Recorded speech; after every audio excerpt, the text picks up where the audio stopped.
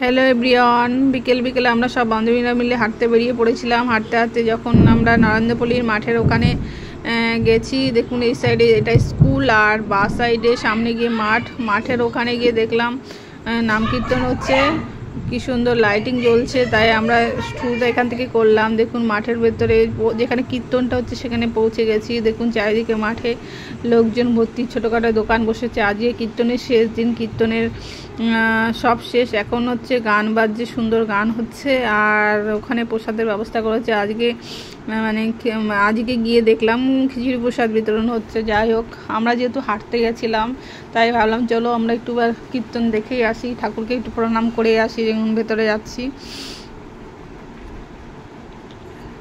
ভেতরে গিয়ে দেখলাম কিছু কিছু কাকিমারা দিদিরা পাশে গান বাজছে, নাচ করছিল। আর আমরা আগে প্রথম ঠাকুরকে দর্শন করতে গেছিলাম, কিন্তু সামনেটা প্রচুর ভিড় ছিল। যাই হোক, প্রথমে জুতোটা খুললাম, খুলে সামনে গেছি, যতটা পেরেছি ঠাকুরের ছবি ভিডিও করার চেষ্টা করেছি।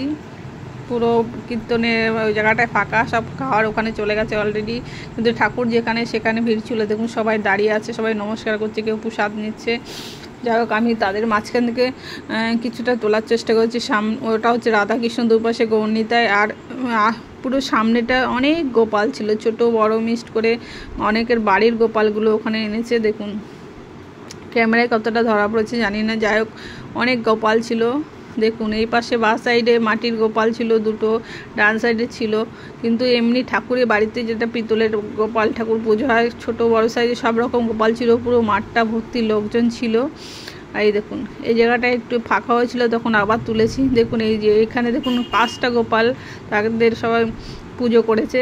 ওই ভেতরে ছোট বড় সব রকমের গোপাল ছিল। যাই হোক, পুজো হয়ে গেছিলো। পুজো হয়ে যাওয়ার পরে ভাবলাম একটু গোপালের ছবি তুলি। দেখুন এই সাইডে একটা গোপাল লাড্ডু হাতে নিয়ে, প্রসাদ হাতে নিয়েছিল, তাকে কিছুটা তুলে ধরলাম। এই দেখুন কেমন লাগছে গোপালকে, একটু কমেন্টে অবশ্যই জানাবেন। তখন আবার এই সাইডেও দেখলাম অনেক গোপাল আছে, দু সাইডে গোপাল ভর্তি, তাদেরকে তুলেছি। আর তারপরে গান বাজছিল, সুন্দর নাচ করছিল। দেখুন ঠাকুমা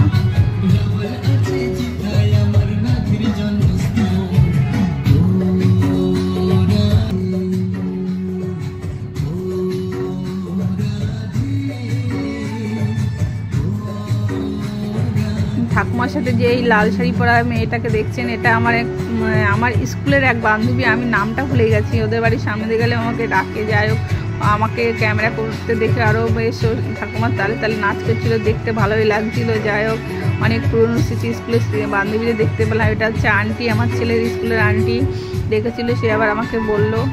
যাই হোক, এরা কেমন নাচ করছে আপনারা কমেন্টে জানাবেন। এই দেখুন এই পাশে আরও কাকিমারা নাচ করছিল, বেশ এনজয় করছিল। কীর্তন তখন শেষ, তবুও আশেপাশের লোকজন গান বাজছিল, সুন্দর তারা নাচ করে এনজয় করছিল দিনটা। যাই হোক, তারপরে আমি ওখান থেকে চলে আসলাম যেখানে প্রসাদ বিতরণ হচ্ছে। দেখুন লাইন দিয়ে 4টে রয়ে বসেছে। এই দেখুন 1, 2, 3, 4টে রয়ে বসেছে। দেখুন খিচুড়ি প্রসাদ বিতরণ হচ্ছে, সবাইকে দিয়েছে, সবাই খাচ্ছে, সেটাই একটু আপনাদের সামনে শেয়ার করলাম। আর আমরা যেহেতু বিকেল গেছি, আর কাউরি আমরা খিচুড়ি প্রসাদ খাইনি, আমরা হাঁটতে গেছিলাম, তাও আমরা ঠাকুরের ভোগের প্রসাদ দেখুন চিড়ে খই মাখা দই দিয়ে প্রসাদ দিয়ে মাখা, সেটা আমরা পেয়েছিলাম, সেটা একটু তুলে ধরলাম। প্রসাদ খেয়ে আমরা ওখানে, এটা হচ্ছে মাধবীর বান্ধবী, তার মেয়ে ছিল, তাদের একটু ভিডিও করলাম। প্রসাদ খেয়ে আমরা আবার হাঁটতে ওখান থেকে বেরিয়ে পড়েছি। এইভাবেই আমরা বিকেলটা কাটিয়েছি।